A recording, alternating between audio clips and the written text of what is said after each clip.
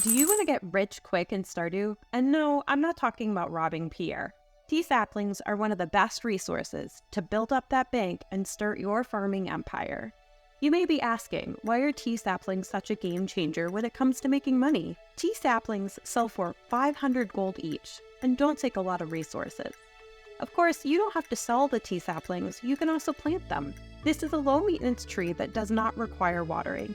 They take 20 days to grow into a tea bush and produce tea leaves during the last week of every season, with the exception of winter unless they are planted in a garden pot inside. Tea saplings can also be used instead of fences to keep your animals in a designated area. Tea leaves can be sold for 50 gold, or processed in a keg to make tea for 100 gold, or in a preserve jar to make pickled tea leaves for 150 gold. Tea saplings are a craftable recipe that you can only get by befriending Caroline to Two Heart. Daffodils are a great gift to give to Caroline, as these are easy to find in spring. The higher quality, the better. To get the recipe after you have a two-heart relationship with her, take the door to the left in her kitchen between 9 a.m. and 5 p.m. to trigger a cutscene. The next day, Caroline will send you a letter in the mail with the tea sapling recipe. To make tea saplings, you will need 2 of any type of wild seeds, 5 fiber, and 5 wood. Let's talk about how to scale these resources. The first are seasonal seeds. One of the best ways to get these seeds in the early game is to complete the seasonal foraging bundles in the community center. Each bundle will provide you with 30 seasonal seeds. This will make 15 tea saplings, which when sold will make you 7,500 gold. You can also craft seasonal seeds with your forageables. These seeds can be planted to make more forageables, that can then be used to make even more seed. This is a great idea for winter, as the winter seeds are the only seeds that are available to plant during winter, with the exception of fiber seeds, but we'll talk more about that later. The seed maker is a tool that can be used to make more seeds. The seed maker recipe is available at farming level 9 or after completing the community center dye bundle. You can place the following foraging items in your seed maker to produce 1 to 3 seasonal seeds of the same type: wild horseradish, spiceberry, common mushroom, and winter root.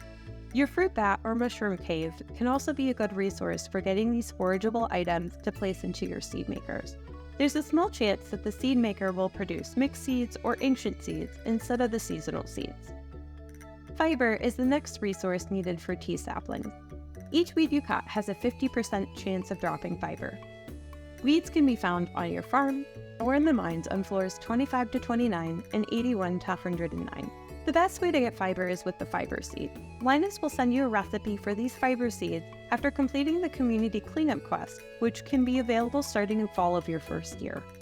These are craftable seeds that do not require watering and will grow in winter.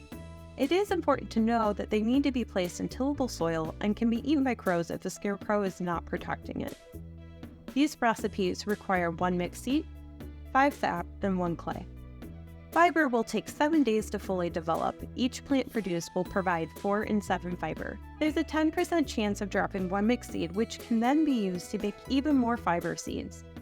If you want to avoid farming for fiber, the desert trader will exchange 5 stone for 1 fiber on Tuesdays. What is the last resource needed for tea saplings? My recommendation is to put on your Johnny Appleseed hat and start planting trees everywhere.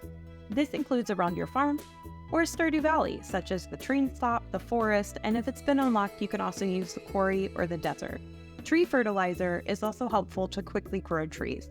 This is available at foraging level 7, and speeds up the growth of any wild tree, including pine, maple, and oak. You can put it on a tree seed or a sapling. The only way to grow trees during winter is if you put a tree fertilizer on it.